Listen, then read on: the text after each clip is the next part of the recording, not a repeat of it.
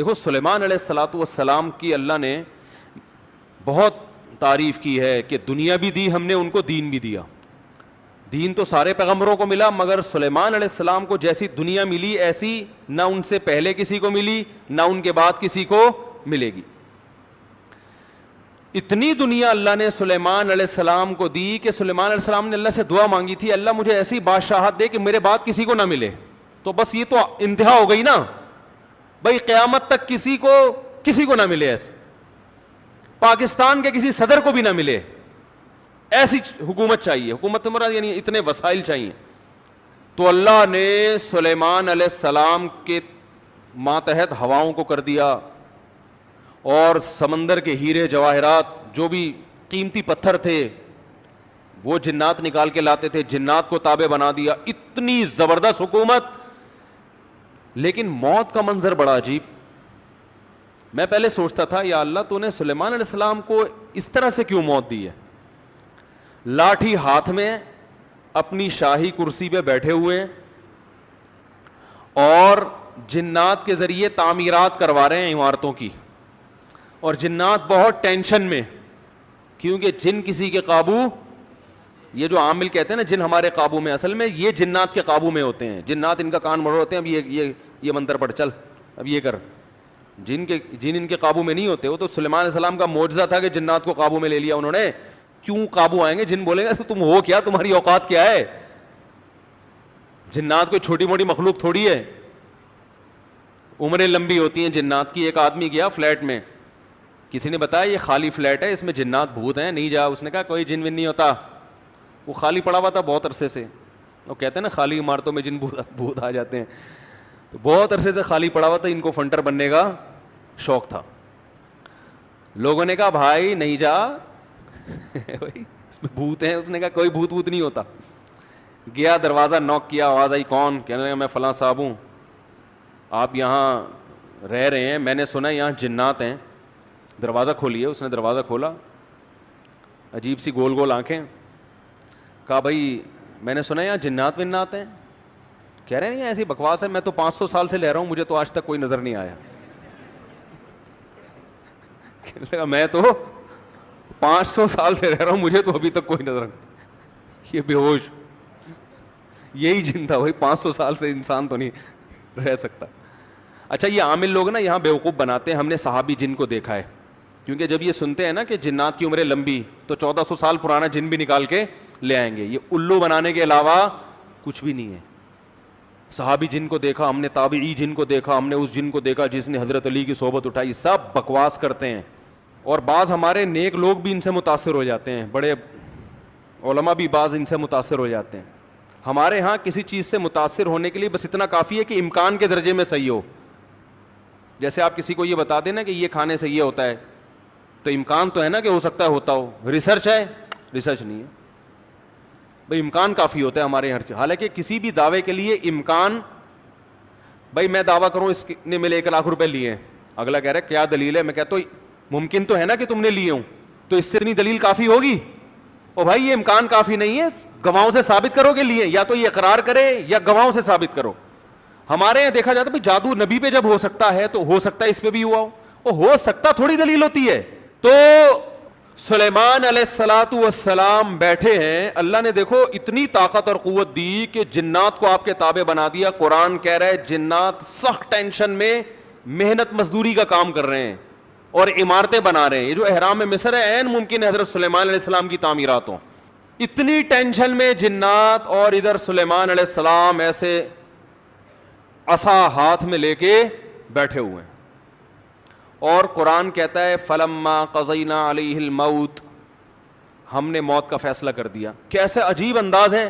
ارے بھائی یہ تو بادشاہیں پہلے بیمار ہوتے، اپنا جانشیں کسی کو بنا کے جاتے، اور ان کی تو صحت بھی ایسی کہ صحیح بخاری میں 100 بیویاں ہیں. بھائی کمزور آدمی تو تصور صحیح کیا ہو جائے گا، ڈپریشن میں چلا جائے گا.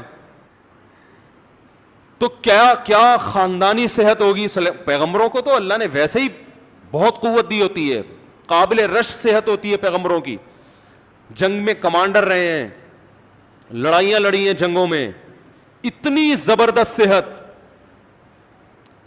اور بھائی آپ کی موت سے پہلے تو اللہ آپ کو بیمار کرتا, پھر علاج ہوتا, پھر طویل عرصہ, پھر بھائی نہیں بس اللہ نے موت دینی تھی تو دے دی, ایسے ہوتا نا, نا نا نا نا. اور پھر اتنی جائیدادیں, اتنا سب کچھ, تو پہلے اس کا سارا کیا کر لیتے, بانٹ بوٹ لیتے, جانشین بنا لیتے, میرے بعد یہ میرا خلیفہ ہے, یہ فلانا ہے, ڈمکانا ہے. ہو سکتا ہے سب کو یقیناً کیا ہوگا پہلے سے آپ نے, لیکن ہمارے ہاں یہ سارے کام کیے جاتے ہیں جب موت کے آثار ظاہر ہونا شروع ہو جائیں.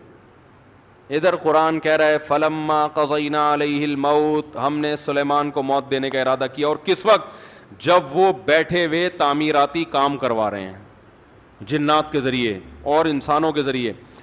اور اللہ فرماتے ہیں ایسے فرشتہ آیا, روح نکال کے چلا گیا. انبیاء کا جسم موت کے بعد بھی خراب نہیں ہوتا. مرزا غلام احمد قادیانی کی قبر کھول کے دیکھو, اگر ایک ہڈی بھی بچی ہوئی ہے نا, ایک ہڈی بھی اس کمبخت کی باقی ہے, تو جو سزا دینا چاہو آپ دے سکتے ہو. سمجھ رہے ہو, نبی کی کا جسم کبھی بھی خراب نہیں ہوتا. قادیانی ہو سکا اس کی ایک دفعہ قبر کھول کے دنیا کو دکھا دو بس تم. انبیاء کا جسم خراب نہیں ہوتا. تو قادیانی ہو سکتا ہے یہ گستاخی کریں کہ نبی صلی اللہ علیہ وسلم کی تو قبر کوئی کھول نہیں سکتا. تو بھائی نبی صلی اللہ علیہ وسلم کو ہم بھی نبی مانتے ہیں اور آپ بھی نبی مانتے ہیں, اور آپ پر تو اجماع ہے, بلکہ اس کو تو غیر مسلم بھی مانتے ہیں کہ آپ کی باڈی خراب نہیں ہوئی ہے, اس لیے کہ آپ صلی اللہ علیہ وسلم کے جسد اطہر کو قبر مبارک سے نکالنے کی بہت زیادہ کوششیں ہو چکی ہیں ماضی میں, غیر مسلموں نے کی ہیں سرنگیں بنا بنا کے. اس کا مطلب ان کو بھی پتا تھا کہ جسم کیا ہے, سلامت ہے. تو انبیاء کا جسم کبھی بھی خراب نہیں ہوتا. تو قرآن کہہ رہا ہے ادھر ٹیک لگا کے بیٹھے ہوئے سلیمان علیہ السلام, جسم سے روح نکلی ہے, اور پتہ نہیں کتنے دنوں تک اسی طرح ایسے ہی رہے ہیں. وہ چونکہ اس طرح سے ٹیک لگی ہوئی تھی کہ گرے نہیں ہیں. اب دیمک نے کھانا شروع کیا سلیمان علیہ السلام کی لاٹھی کو. ما دلہم علی موتہ الا دابۃ الارض تأکل من سأتہا. اللہ فرماتے ہیں زمین پر رینگنے والے کیڑے نے جب لاٹھی کو کھانا شروع کیا ہے, تو کتنے دن لگتے ہیں کیڑے کو لاٹھی کو کھانے میں.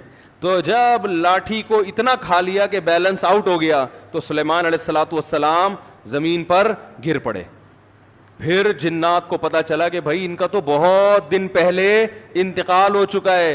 اللہ فرماتے ہیں کہ اگر جنات کو پہلے سے پتا ہو جاتا کہ ان کی موت واقع ہو چکی ہے, ما لبثوا فی العذاب المہین, تو اتنی سخت ٹینشن میں جو انہوں نے دن گزارے اس ٹینشن میں وہ دن نہیں گزارتے. جیسے ہی جنات کو پتا چلا کہ ان کا انتقال ہو گیا, جس نے جہاں اینٹ لگائی تھی نا وہیں چھوڑ کے بھاگ گیا. ان کو پتا تھا قیامت تک کوئی عامل کا باپ بھی مجھے قابو نہیں کر سکتا. جو کنسٹرکشن کا کام جہاں تک تھا نا وہیں سے جنات نکل لیے. ورنہ سلیمان علیہ السلام 2-4 عاملوں کے ذمے لگا کے چلے جاتے, بھائی میں کسی بھی وقت دنیا سے جا چکا ہوں, جا سکتا ہوں, تو ان کو ذرا پکڑ کے واپس لانا, جو 2-4 اینٹیں رہ گئی وہ تو لگا دیں ہیں بھائی. یہ قرآن کے الفاظ بیان کر رہا ہوں, ما لبثوا فی العذاب المہین. اللہ فرماتے ہیں کہ جنات کو پہلے سے پتا ہوتا نا کئی دن پہلے ان کا انتقال ہو چکا ہے, تو یہ اتنی سخت ٹینشن میں نہ ہوتے. وہ تو یہی دیکھ رہے ہیں ہماری نگرانی کر رہے ہیں ایسے, کیونکہ چہرہ بھی بالکل اسی طرح, چہرے پہ رونق اسی طرح جیسے زندگی کے آثار ہوتے ہیں, بالکل وہی کنڈیشن.